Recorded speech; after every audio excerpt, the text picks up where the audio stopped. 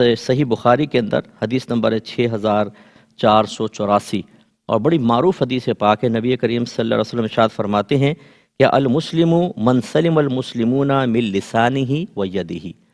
کامل مسلمان وہ ہے کہ اس کی زبان اور اس کے ہاتھ سے دوسرے مسلمان محفوظ رہیں۔ اس کا مطلب ہے اب یہ ہاتھ اور زبان کا اس لیے سرکار نے خاص ذکر کیا، یہ نہیں کہ اب لاتے مارتے رہو جائز ہو جائے گا۔ مراد یہ ہے کہ چونکہ اکثر ہم زبان سے تکلیف پہنچاتے ہیں، اکثر ہاتھ سے مارتے ہیں، اس لیے رحمت کونین صلی اللہ علیہ وسلم نے خاص طور پر ان دو اعضاء کا ذکر کر کے لیکن پیغام یہی دیا ہے کہ کسی بھی طریقے سے مخلوق کے لیے باعث اذیت نہ بنے، بلکہ غور کریں کہ میری ذات سے کسی کو تکلیف تو نہیں پہنچ رہی، اگر پہنچ رہی ہے تو اس کو ختم کریں تاکہ ہم کامل مسلمان ہو جائیں۔ اور اسی طریقے سے حضرت ابو ہریرہ رضی اللہ تعالیٰ عنہ سے مروی ہے، یہ بھی صحیح بخاری کی حدیث ہے اور حدیث پاک ہے 5185۔ نبی کریم صلی اللہ علیہ وسلم نے ارشاد فرمایا کہ من کان یؤمن باللہ والیوم الآخر فلا یؤذی جارہ، جو اللہ تعالیٰ اور اخروی دن پر ایمان رکھتا ہے وہ اپنے پڑوسی کو اذیت نہ پہنچائے۔ اب یہ خاص طور پہ اشارہ فرمایا کہ جس کا اللہ پر ایمان ہے، اخروی دن پر ایمان ہے، تو اگر وہ کامل ایمان ہے تو ایک علامت ضرور ظاہر ہونی چاہیے، وہ کہ آپ اپنے پڑوسی کو اذیت نہ پہنچاؤ۔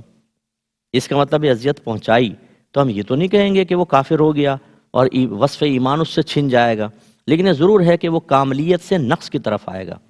اس کا مطلب وہ ناقص ہے، چاہے اپنی زبان سے کچھ بھی کہتا رہے۔ تو بہت سارے لوگ ایسے ہوتے ہیں کہ جو باہر بہت ہی خوش اخلاق کہلاتے ہیں یا مختلف مقامات پر ان کی خوش اخلاقی عروج پر ہوتی ہے، مسجدوں کے اندر، آفیسز کے اندر، کہیں پہ کوئی تقریب ہوتی ہے، لیکن جب وہ محلے میں آتے ہیں، جب وہ گھر میں آتے ہیں تو وہ باعث تکلیف بن جاتے ہیں۔ یہاں جو فرمایا فلا یؤذی جارہ، اپنے پڑوسی کو اذیت نہ پہنچائے، تو شارحین نے فرمایا پڑوسی سے مراد محلے والے نہیں ہیں، بلکہ جو آپ کے ساتھ ہیں، وہ ماں باپ بھی ہو سکتے ہیں، وہ بیوی بچے بھی ہو سکتے ہیں، وہ شوہر بھی ہو سکتا ہے، وہ بھائی بہن ہو سکتے ہیں، اس طرح دیگر خاندان والے۔ اس کا مطلب ہے کہ یہ حدیث بڑی وسعت رکھتی ہے اپنے اندر کہ اپنی ذات سے کسی کو تکلیف نہ پہنچاؤ۔ اگر تم اللہ تعالیٰ پر اخروی دن پر کامل ایمان رکھتے ہو، اس کاملیت کی نشانی ظاہر ہونی چاہیے۔ اب جو شخص